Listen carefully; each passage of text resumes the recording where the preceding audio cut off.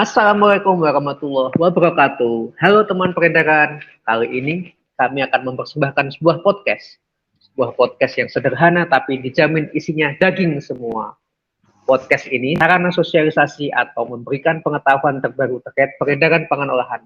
Kita angkat isu-isu terkini nih, isu-isu yang sedang hot tentang peredaran pangan olahan. Pada kesempatan kali ini, kita akan berbincang-bincang mengenai program baru Ditwas peredaran pangan olahan, yaitu Sistem Manajemen Keamanan Pangan Olahan atau disingkat SMKPO. SMKPO ya, jangan sampai salah menyingkat ya. Pertama mungkin kita ucapkan ya selamat kepada Badan POM, khususnya Direktorat Pengawasan Peredaran Pangan Olahan yang berada di Deputi Bidang Pengawasan Pangan Olahan yang telah berhasil nih akhirnya rilis ya, menerbitkan peraturan Badan POM nomor 21 tahun 2021 ya, 21 ya, ingat ya, tentang penerapan sistem jaminan keamanan dan mutu pangan olahan di sarana peredaran. Berbincang tentang itu, isinya apa aja sih yang di Perbepom itu, isinya apa, penerapannya seperti apa, nanti kita akan tanyakan pada narasumber kita. Bisa dibilang narasumber kali ini tuh founding father-nya SMKPO lah, Bapak pendiri SMKPO salah satunya ya.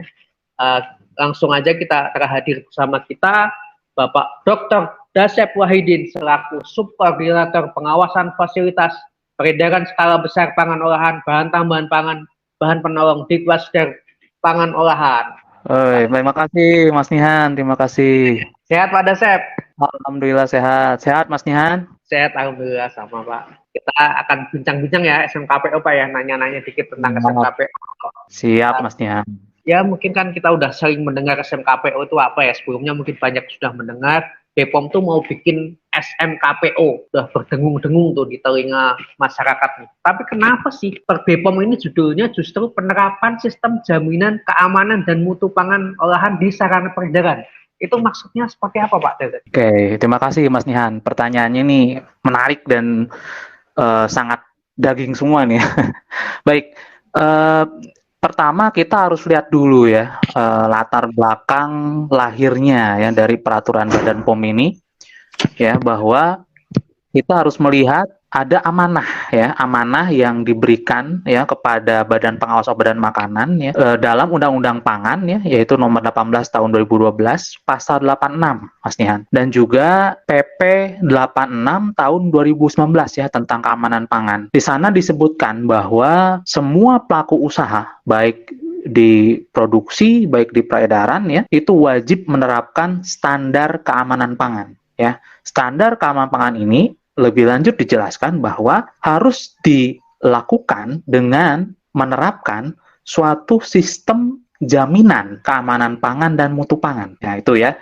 Jadi kata kuncinya itu, sistem jaminan keamanan pangan dan mutu pangan. Oleh karena itu, di Perbepom ini judulnya pun dibuat kurang lebih sama atau similar, ya. Itu bahwa Perbepom ini judulnya penerapan sistem jaminan keamanan pangan dan mutu pangan olahan di sarana peredaran. Tambahannya itu adalah pangan olahan di sarana peredaran, karena ruang lingkupnya memang kita batasi hanya di sepanjang rantai peredaran. Ya, seperti itu Mas Nihan. Dan satu lagi ya, bahwa memang kita ingin ya, karena Perbepom ini juga mengadop, selain tadi ya ada amanah, juga mengadop prinsip-prinsip ya yang diterapkan di BRC ya, British Retail Consortium, dan juga ISO 22000 yang keduanya merupakan standar keamanan pangan yang diakui oleh GFSI, Global Food Safety Initiative. Ya, di sana disebutkan bahwa yang namanya bagaimana memanage suatu keamanan pangan dan mutu pangan itu disebut dengan istilahnya FSMS, Food Safety Management System. Ya, kalau di bahasa Indonesia kan adalah sistem manajemen keamanan pangan. Nah, oleh karena itu, yang tadi saya sebutkan ya, sistem jaminan keamanan dan mutu pangan itu di peredaran kami istilahkan sebagai sistem manajemen keamanan pangan olahan atau disingkat SMKPO. Begitu, Mas Nihan.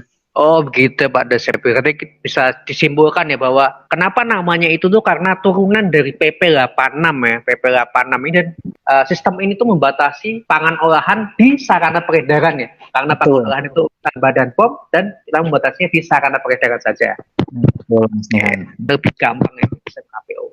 Sebenarnya tuh SMKPO tuh apa sih yang dan bedanya sama yang sebelum-sebelumnya itu apa gitu ya Pak Dasep ya? Baik.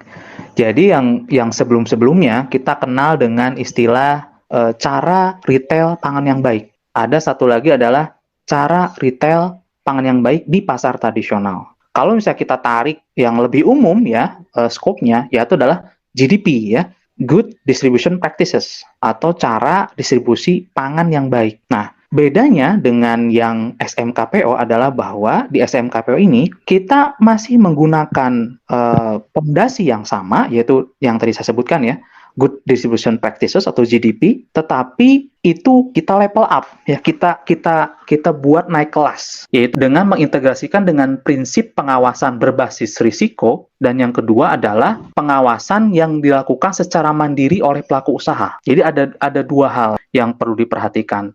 Yang satu ya adalah GDP-nya ya, yang dalam peraturan baru ini dikenal dengan cara peredaran pangan olahan yang baik atau CAPR POB ya.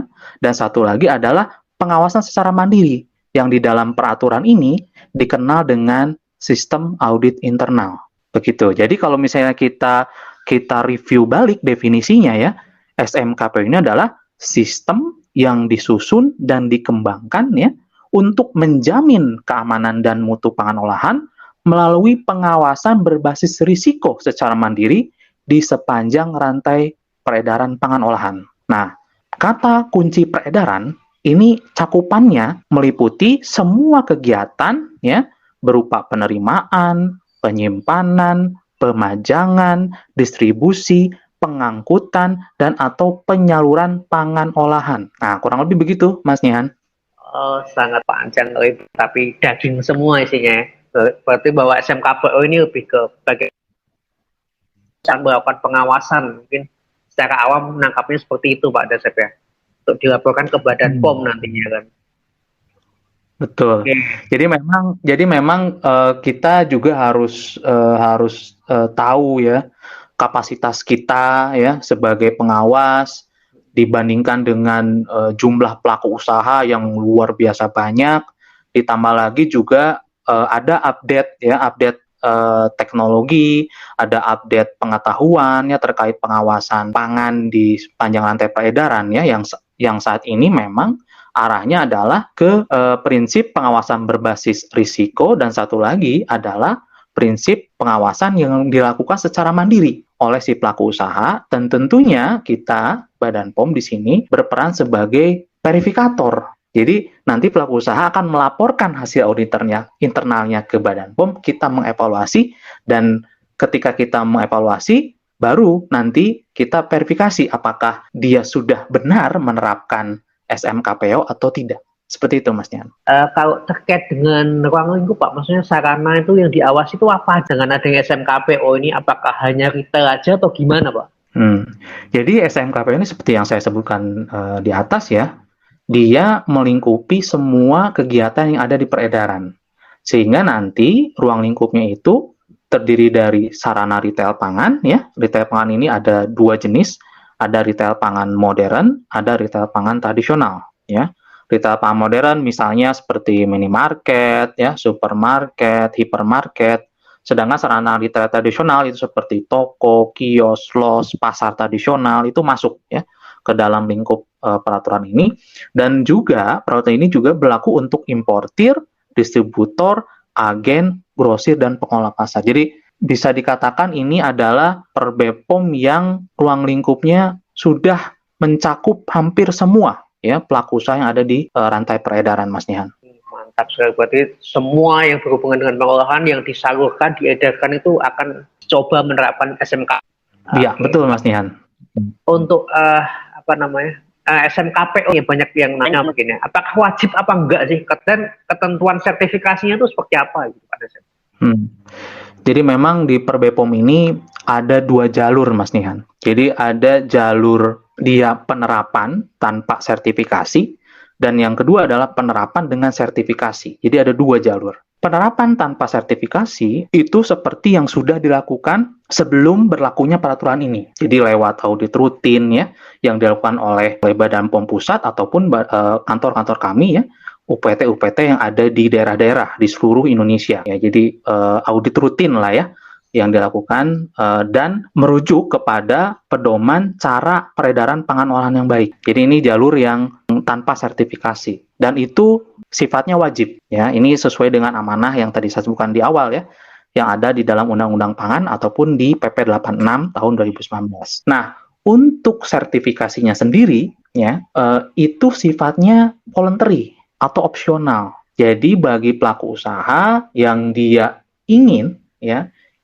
mempunyai bukti bahwa dia sudah menerapkan cara peredaran pangan olahan yang baik ya, dan juga sudah menerapkan sistem audit internal, maka dia bisa mengajukan untuk sertifikat ya, untuk dibuatkan sertifikat. Nah, kecuali ya sertifikasi ini bersifat wajib ya untuk importir yang baru pertama kali melakukan pendaftaran pangan olahan di Badan POM. Yang ini sebenarnya merupakan salah satu bagian atau prasyarat ya pendaftaran pangan olahan untuk mendapatkan izin edar dari Badan POM, Mas Nihan. Seperti itu kurang lebih ya. Oke, berarti ada yang penerapannya wajib ya, semua harus menerapkan ya kan. Betul. Sertifikasinya lebih ke voluntary gitu kan. Betul. Kecuali untuk importir tadi ya Pak Dasep ya. Iya, kecuali untuk importir yang baru ya, yang baru pertama kali daftar. SMKPO yang importir tadi sebagai pengganti PSB ya Pak ya? Iya, betul. Jadi yang perlu diperhatikan di sini bahwa dulu ya yang namanya PSB atau pemeriksaan sarana baru memang menjadi prasyarat untuk pelaku usaha yang akan mendaftarkan produk ke Badan POM. Tanpa itu mereka tidak bisa mendaftarkan produk mereka ya di Badan POM untuk mendapatkan nomor izin edar. Nah, dulu mekanismenya adalah pelaku usaha mengajukan ya untuk dilakukan pemeriksaan atau PSB, nanti dari UPT atau dari pusat itu akan melakukan verifikasi on-site ya untuk mengetahui apakah si pelaku usaha ini sudah menerapkan cara dan sudah sesuai, maka akan dikeluarkan rekomendasi penerbitan ya, rekomendasi untuk dikeluarkan nomor izin edarnya untuk digunakan untuk pendaftaran ya. Nah, kalau sekarang mekanismenya lain. Jadi, kalau sekarang pelaku usaha daftar dulu ya, dapat akun ya, nanti di aplikasi SMKPO ya, submit semua persyaratan, keluar sertifikatnya langsung. Dan itu bisa langsung dipakai untuk pendaftaran ya. Dan verifikasi onsite-nya itu akan dilakukan paling lambat setelah 6 bulan ya. Mas Nian, 6 bulan setelah terbit sertifikat. Seperti itu Mas Nian. Oke, berarti dapat sertifikat dulu ya, dapat sertifikat dengan ngupload sistem, baru nanti kita audit belakangan seperti itu kan. Betul. Nah itu ya bedanya, beda yang paling signifikan. Oke. Kalau sertifikasi di SMKPO itu jenisnya apa sih? Jadi kan mungkin ada yang tadi bersifat voluntary ya. Mungkin ada jenis apa aja di sertifikat SMKPO itu Pak Dasep? Iya. Jadi memang sertifikat SMKPO ini kita bagi dua, Mas Nihan. Jadi ada yang namanya sertifikat pemenuhan komitmen SMKPO ya. Ini untuk sarana usaha ya, sarana atau peredaran yang dia masuk kategori usaha mikro dan kecil ya. Juga untuk sarana retail tradisional ya, di dalamnya ada toko, los, warung, gerai ya, dan juga untuk minimarket dan pengelola pasar, Mas Nihan. Yaitu untuk yang pemenuhan komitmen. Nah, yang kedua, jenis yang kedua, sertifikatnya adalah sertifikat pemenuhan standar SMKPO. Nah, ini ditujukan untuk sarana retail modern ya, yang tadi saya sebutkan, misalnya supermarket dan hypermarket. Dan satu lagi adalah untuk importir, distributor, agen, dan grosir. Nah, itu yang standar, Mas Nian. Jadi ada dua ya, Mas Nian. Oke. Berarti dua ini ada sertifikat pemenuhan komitmen sama sertifikat pemenuhan standar ya? Ya, betul. Ini mungkin ketika misalnya sarana retail ini punya beberapa cabang nih Pak Dasep nih.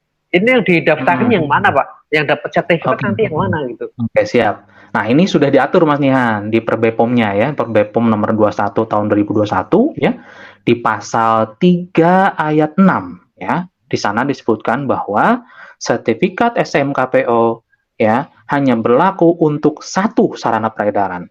Artinya, ketika misalnya ada satu retail misalnya ya, dia punya 10 cabang, sertifikatnya berlaku untuk per cabang. Jadi tidak satu untuk semua, tetapi dia berlaku untuk per cabang. Begitu, Mas Nihan. Oke.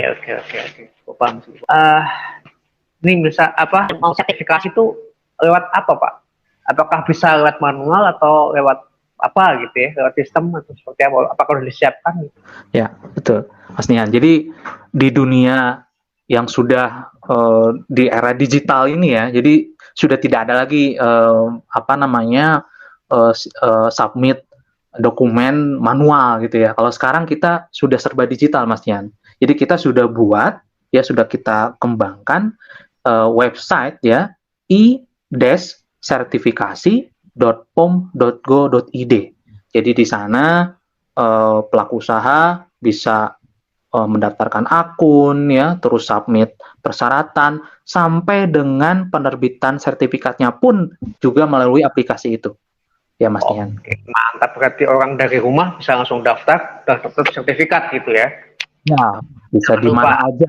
Bisa diakses di mana aja.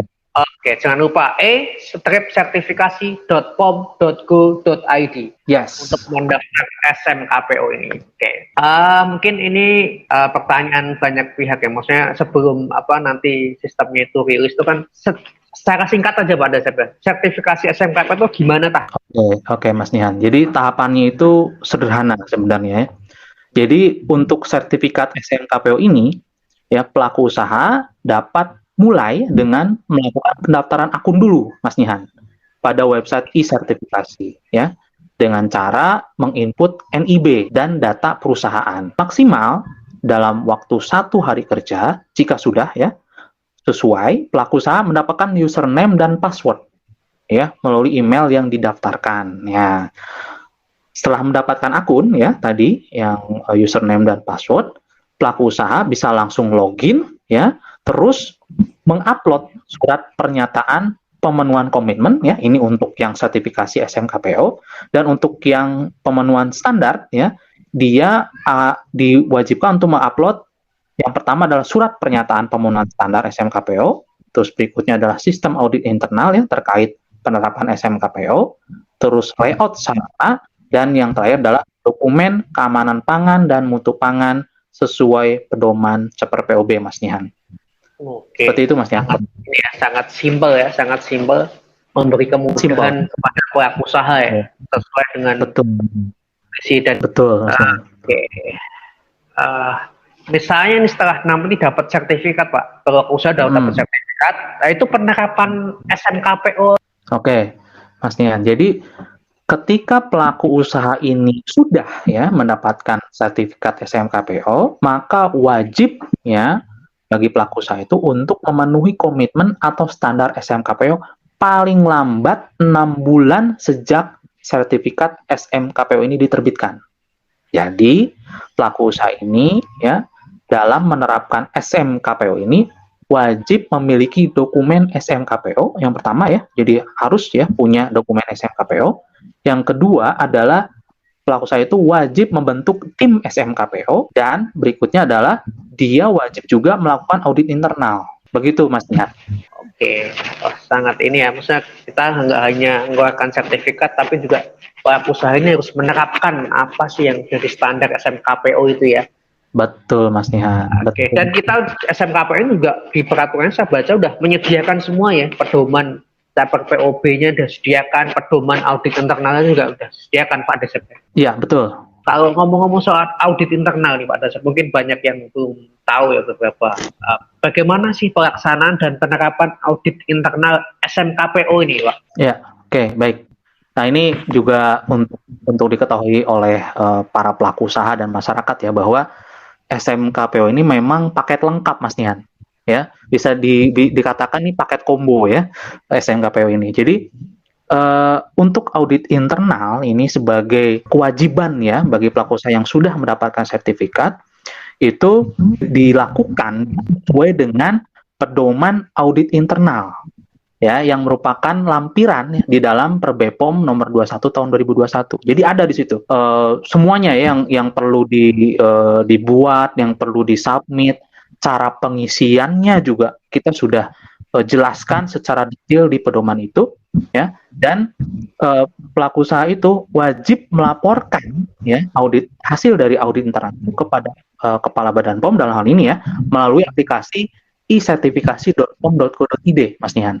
Oh, melalui aplikasi juga ya, berarti sangat-sangat digital semuanya, serba digital dan juga gampang gitu. Iya, tinggal isi aja form yang ada di laporannya, di lampiran Perbepom itu ya, diisi saja semua ya, terus dilakukan audit internalnya ya, terus dibuat capaknya ya, terus bagaimana laporan akhirnya, sudah itu semua tinggal diupload deh ke aplikasi sertifikasi, Mas Nian.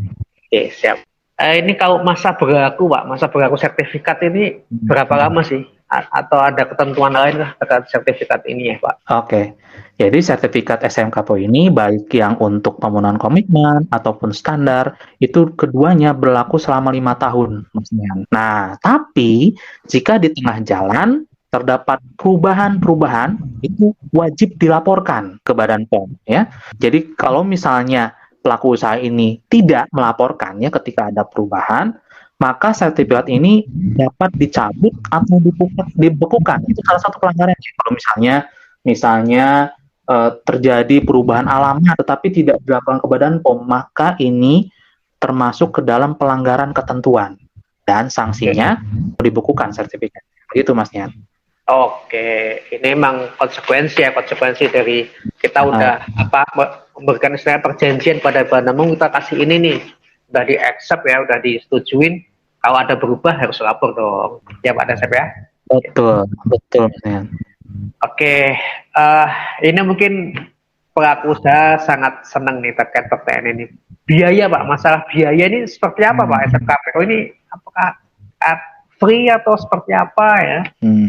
Jadi ini juga perlu disampaikan juga nih Mas Nihan. Jadi memang untuk biaya sertifikasi ini memang ada ya untuk biayanya, tapi ini sedang berproses ya. Jadi memang untuk biaya ini dia masuk ke dalam kategori penerimaan negara bukan pajak atau PNBP. Jadi memang perlu dibuatkan PP-nya terlebih dahulu, dan saat ini sedang berproses sehingga ya sebelum si PNBP ini rilis, maka sertifikasi SMKP ini masih gratis, Mas Nihan. Jadi ini kesempatan ya untuk pelaku usaha, silakan gitu ya untuk daftar mumpung masih gratis. Oke, mantap, masih gratis ya. Nanti ketika PNBP-nya rilis baru nanti ada ketentuan pembayarannya seperti itu Pak ya. Iya, betul Mas Nihan. Tentunya jangan khawatir, berarti kan semua ini kan akuntabel ya Pak Dasep ya. Ya, masuk kas negara Mas Nihan, pasti masuk kas negara. Nih ketika nanti pelaku usaha dapat sertifikat SMKPO ini dapat apa aja? Oke, jadi memang ada beberapa benefit ya yang akan diperoleh oleh pelaku usaha ya ketika dia memperoleh sertifikat SMKPO. Jadi yang pertama adalah bahwa sarana peredaran yang telah tersertifikasi SMKPO ini akan dikeluarkan dari prioritas pemeriksaan UPT yang ada di Badan POM. Jadi akan dikeluarkan dari list itu. Kenapa? Karena dia sudah punya sistem audit internal, dia sudah melakukan pengawasan secara mandiri, Mas Nihan. Ya, sehingga itu kami sampaikan bahwa tidak lagi menjadi prioritas dilakukan audit rutin oleh UPT. Yang berikutnya adalah bahwa pelaku usaha itu dapat menggunakan logo SMKPO ya untuk kegiatan pemasaran pengawasan di media apapun, mau di websitenya, mau di spanduk, mau ditempel di sarana, silakan ya, selama logo itu tidak ditempelkan kepada produk ya. Karena ini SMKPO ini adalah sistem ya, terhadap sistem, bukan terhadap sertifikasi produk ya, bukan. Jadi silakan ya, tidak usah dapat menggunakan logo itu. Terus yang berikutnya adalah bahwa dengan adanya sertifikasi ini ya, dampaknya masyarakat itu akan lebih percaya memang sudah benar ya, bahwa sudah benar menerapkan sistem manajemen keamanan pangan olahan. Sehingga pangan yang dijual, yang diedarkan, itu sudah terjamin, Mas Nihan, keamanan dan mutu. Begitu, Mas Nihan.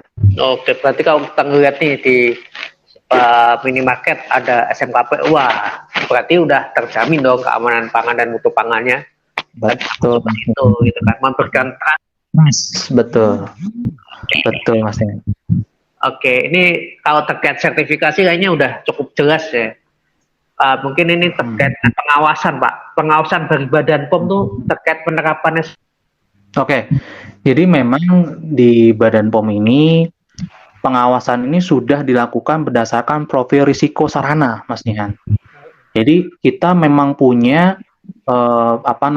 profil sarana yang disusun berdasarkan, misalnya yang pertama adalah track record, ya, track record dari si pelaku usaha itu. Ketika dia track recordnya baik, maka dia secara otomatis akan dikeluarkan dari prioritas pemeriksaan, Mas Nihan, itu ya. Terus berikutnya adalah, jadi berdasarkan profil risiko ini, ya, Badan POM juga dapat melakukan, nah ini untuk yang sertifikat bedanya ya, ini balik lagi ke sertifikat, Mas Nihan. Jadi kalau misalnya dia penerapan, mekanisme pengawasan yang dilakukan oleh UPT adalah melalui audit rutin, ya, audit rutin yang bisa setahun sekali, bisa setahun 2 kali, tergantung profil risiko dari sarana itu yang tadi saya sebutkan ya di awal. Nah, untuk yang sertifikasi nanti judulnya adalah audit surveillance, Mas Nihan. Jadi memang audit internal tadi yang wajib dilaporkan itu memang dilakukan per 6 bulan, Mas Nihan. Jadi pelaku usaha itu wajib melaporkan audit internalnya itu per 6 bulan kepada Badan POM. Nah, nanti per 6 bulan itu dikaji, ya, apakah diperlukan audit onsite atau tidak. Yang pasti audit surveillance itu rutin dilakukan 6 bulan, Mas Nihan. Begitu, Mas Nihan. Berarti tetap ada audit rutin ya untuk penerapan ini ya, penerapan SMKPO ini ya. Ya, seperti biasa. Ya, Oke, ini mungkin terkait dengan lampiran ya. Di sini kan lampiran tadi mungkin sudah dibahas di depan, tadi mungkin lebih diperdalam, Pak, terkait dengan pedoman cara peredaran pangan olahan yang baik. Ini POB ini kan istilah baru ya, Pak ya. Ini betul. Nanti apakah mengganti yang sebelumnya atau bagaimana, Pak? Nah, betul, Masnya. Ini di ketentuan penutup ya, kalau misalnya kita baca bersama ya, memang di sana diatur bahwa peraturan Badan POM SPKPO ini ya, ini mencabut ya per BPOM yang terkait pedoman cara retail pangan yang baik ya, dan satu lagi adalah cara retail pangan yang baik di pasar tradisional. Itu otomatis dicabut, Mas, dengan berlakunya per BPOM SMKPO ini. Ya, di dalam per BPOM ini itu terdapat pedoman CEPR POB. Nah, inilah yang nanti akan menggantikan ya pedoman yang disebutkan sebelumnya ya. Dan ini juga menjadi acuan bagi pelaku usaha ataupun pengawas pangan ya dari Badan POM. Terus berikutnya adalah yang menjadi perbedaan adalah bahwa tool pemeriksaan yang selama ini digunakan ya sebelum per BPOM SMKP ini adalah POM B. Jadi saya yakin nih pelaku usaha peredaran sudah tahulah ya tentang POM B ini ya. Nah, masalahnya POM B itu masih mengacu pada Permenkes nomor 329 tahun 76, Mas Nihan. Ini sudah sangat tua ya, sangat. Nah, di pedoman CEPR POB ini ya, kita sudah buat juga ya tools pemeriksaan yang disesuaikan dengan klausul-klausul yang ada di dalam pedoman CEPR POB, Mas. Dan inilah tools yang menggantikan POM B, Mas Nihan. Seperti itu, Mas Nihan. Ini mungkin sebelum saya tutup, Pak, ada pertanyaan terakhir, Pak, terkait dengan waktu, Pak. Maksudnya berapa lama sih bagi misalnya pelaku usaha ini sudah menerapkan untuk menyesuaikan dengan SMKPO ini butuh waktu berapa lama ya? Jadi diatur juga di per BPOM-nya ya bahwa pelaku usaha yang telah menerapkan ya cara peredaran pangan yang baik ya atau importir yang telah memiliki hasil pemeriksaan dari Badan POM ya terhadap pemenuhan persyaratan cara distribusi pangan yang baik ya sebelum berlakunya peraturan badan ini itu wajib menyesuaikan ya paling lambat Mas ya 24 bulan terhitung sejak peraturan badan diundangkan. Jadi 2 tahun Masnya diberi waktu 2 tahun menyesuaikan. Seperti itu. Berarti 2 tahun harus menyesuaikan ya, penerapannya harus sesuai dengan SMKPO ini ya, BPOM SMKPO ini. Oke, ini tadi udah diskusi yang cukup menarik, paparan dari Pak Dasep ini cukup istilah daging semua istilahnya ya, nggak ada yang nggak daging lah, semua bisa dimakan dan semua bergizi gitu.